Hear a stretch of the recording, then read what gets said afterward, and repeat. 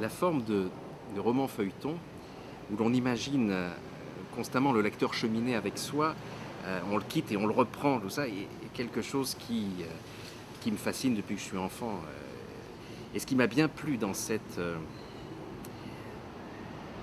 opération Smart Novel, c'est qu'à la fois j'écris le feuilleton et puis que les gens peuvent lire sur le téléphone et je l'enregistre. Et ils pourront l'entendre aussi.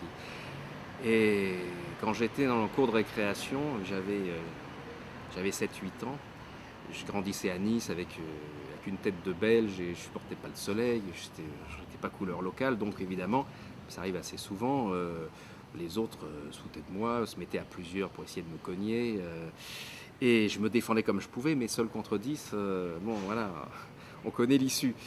Et puis un jour, comme je m'isolais pour raconter mes histoires sur le papier dans la cour de récréation, un jour ils m'ont dit mais qu'est-ce que tu fais là? Et je me suis mis à raconter ce que j'écrivais et du coup la violence s'est arrêtée.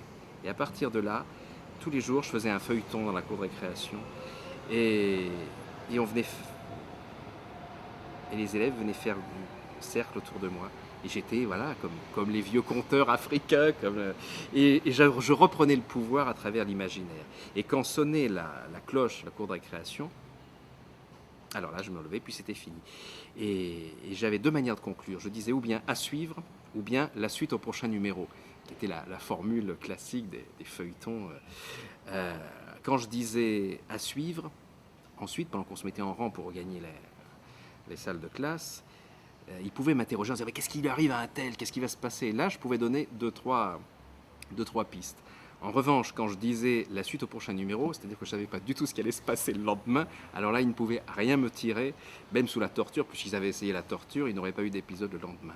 Donc voilà ce pouvoir que j'avais repris sur la réalité, sur la violence, grâce à l'imaginaire, le fait de renouer avec cela aujourd'hui, près de 40 ans après, c'est quelque chose qui me fait très plaisir et qui, j'espère, fera autant de plaisir à mes lecteurs et essaiera et peut-être contribuera à calmer un peu la violence, parce que je trouve qu'on n'a rien trouvé de mieux que le rêve, l'imaginaire et l'humour pour faire la paix.